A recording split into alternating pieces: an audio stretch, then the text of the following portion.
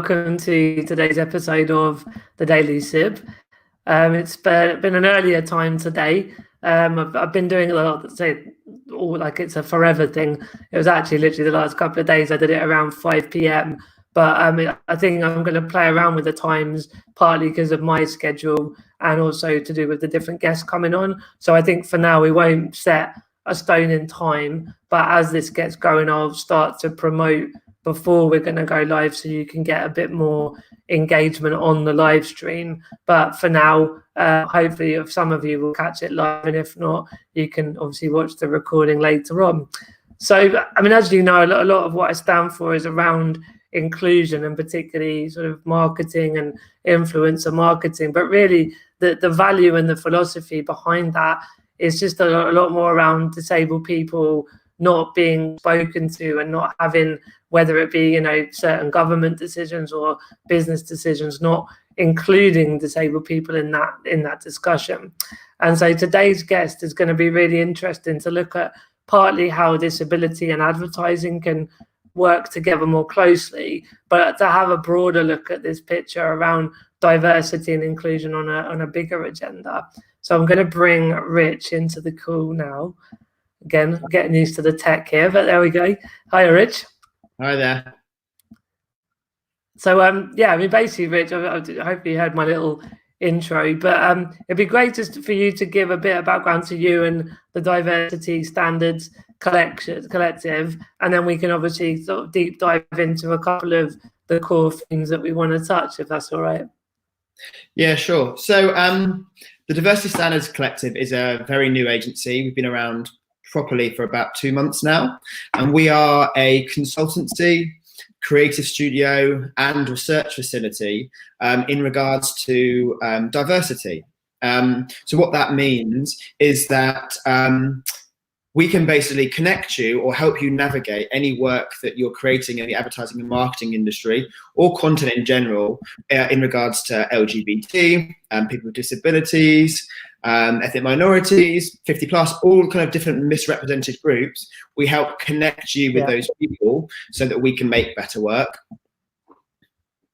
Cool. That's a really great sort of foundation. And obviously when you're going about the business side, your audience, inverted commas, is obviously winning work with clients and brands to help them reach and understand those marginalised groups that you've just discussed. But on a personal level, sort of what led you historically to create the DSC?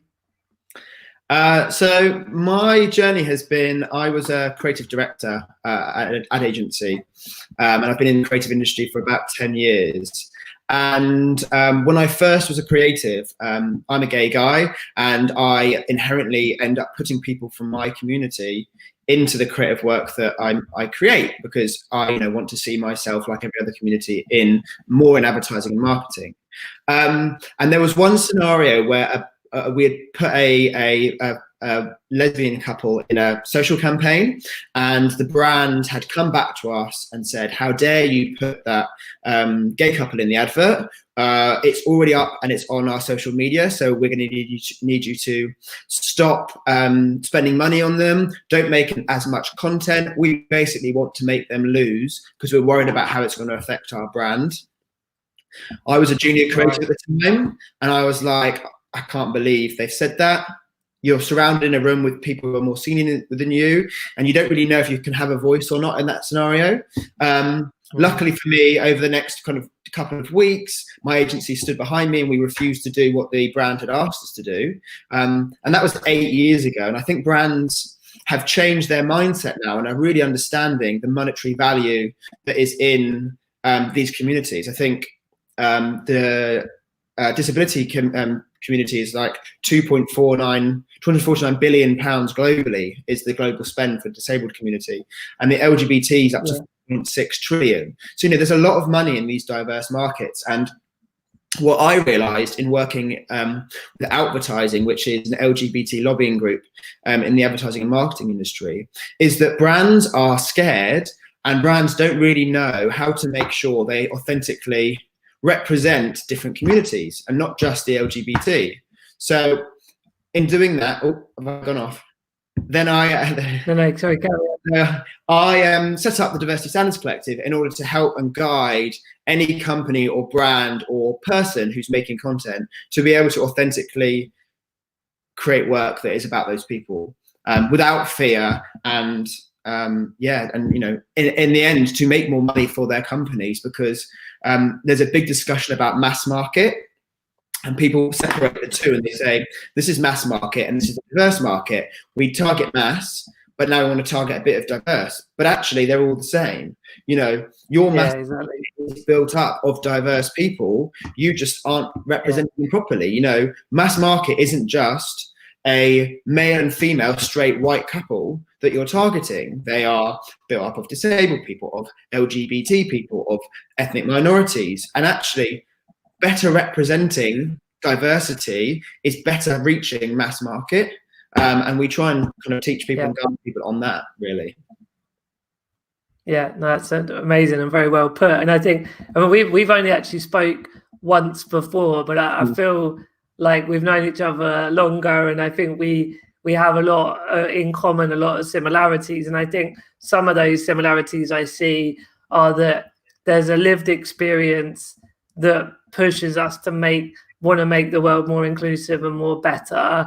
There's an educational piece around what you've just said, that getting business to understand that niche audiences are the forward to get to mass market. Like, in a way, mass market is just made up of lots of niche markets, right? Exactly what you were just saying. But also, even if you and I are sort of leaders within a community, and that's great to have leaders, I can't speak on behalf of all disabled people whether a product or an advert or a recruitment drive is appropriate.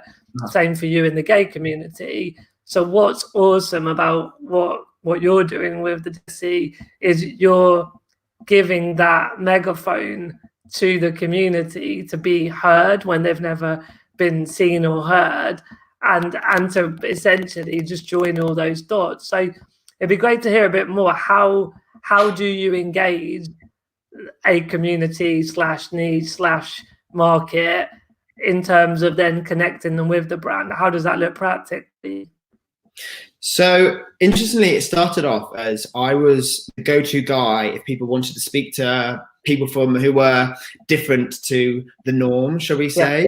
So people would of the different. Yeah, exactly. So people would contact me and say, hey, do you know somebody from this place? Or do you know somebody who's like this? Or do you know somebody from here? And what I've kind of created is the Diversity Standards Collective. The collective is actually a collective of people from around the UK and hopefully soon globally who are from different misrepresented communities. So realistically, there is, we have onboarded people from LGBT, disability, 50 plus, women, men. We've really actually just put on everybody onto this system, but under the pretext that they are there to give their views and opinions on how they identify as themselves. And people are really willing to share their opinions. And obviously we pay them for their opinions. But the weird thing is that advertisers and marketers have been, and I've been part of an agency, quite arrogant. We like to create work in our agencies on our own, and we want to win awards. We don't want to tell anyone about those ideas because somebody might steal them. And so we create very insular narratives. So all the Diversity Standards Collective does is give you or any brand a centrally closed system where they can put any of their work onto this system or give it to us, and we reach out to those communities that are in those in their ads and just gather their opinions and views. So this allows you to disaster check, to check for stereotypes. You know, we check for between 10 and 100 people, if not more, depending on the community. And those opinions, like you say, it's actually quite hard as the only gay guy in an office to give your opinion that represents every gay guy and or every LGBT community. You need varied opinions. You need to gather that research back and then work from it. So really all we're doing is I'm like a gatekeeper to different communities, and I just say, okay, that features ethnic minorities in that advert. You need to ask a series of people who are outside of London and outside of that bubble and just say, you know, what do you think of this ad? Is it stereotyping? Is it tokenism? You know, could they do anything better? And they're not yes and no answers. They are in depth. This is why, you know, this is a narrative you could tell. So that's how it's helpful to a lot of brands and agencies, because they get the diverse opinions that they can't get within their agencies, because maybe they're not as diverse as they should be, or they only have a few people from those backgrounds, and they need to reach out to their wider mass audience to basically ask them first before they create the work. Yeah, no, it's amazing. Obviously, you and I, you know, cooking up some potential collaborations and partnerships to, obviously, you know, through Disability Horizons, we have access to a large number of disabled people that we want to get involved with the DSC once there are brands and adverts to give feedback and check in with. And so there's, you know, I think there's lots of cool stuff coming down the road. But in terms of just for now, anyone watching, how's the best way for them to get in contact and follow up with you if they've got any further questions or want to get involved? So realistically, it's two streams. You know, if you are somebody who considers themselves misrepresented, and again, that you could be anybody, you can go to www.thedsc.org.uk and you can sign up through that the website to become part of the collective and start reviewing ads.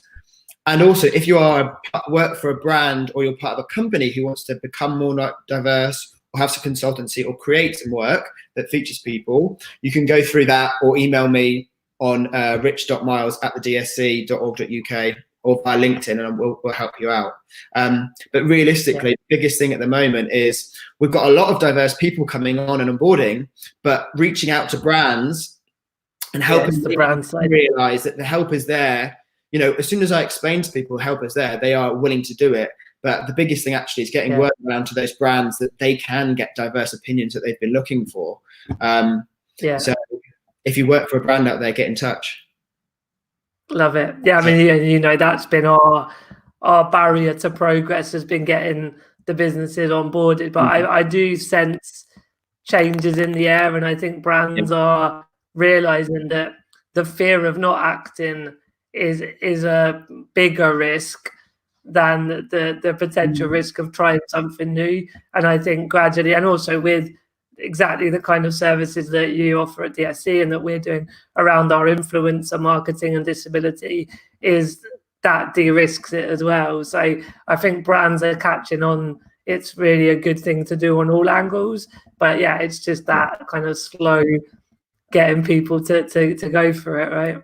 Yeah, I think you're right. It's the people are understanding that if they just create adverts like they already have, they're not going to build better brand awareness for themselves, because people, you know, especially Gen Z, like, you know, I don't know the exact percentage, but it's somewhere in the 70% mark of Gen Z want to see more diversity in adverts for everybody, and they are consuming so much content, and they are basically the voice online. And if you're a brand who features, you know, more or represents mass properly, which is diverse, they will speak about it, and your brand will, you know, the brand awareness will go up and up and up. But the fear of getting that wrong stops people from doing it. So as you said, working with Disability Horizons or speaking to people from those communities should take the fear completely out. I mean, I'm a big, my ethos to the agency is, you know, how can you misrepresent a community if you've asked them first? Realistically, exactly. You know, that's the answer. Yeah, no, I love it. I mean, it all makes perfect sense. I think that it's almost like the last obstacle is overcoming the fear. But actually, as you say, when you explain it, it's a no-brainer, because it, by its very nature, it de-risks the whole thing anyway. So brilliant. Well, it's lovely to chat with you today, Rich. I think there's a lot more I'd love to ask and a lot more we could talk about, but we'll definitely get you back on again, you know, as things develop and progress, and looking forward to working more with you. Yeah, you too. Thank you for having me on, Martin. Cool.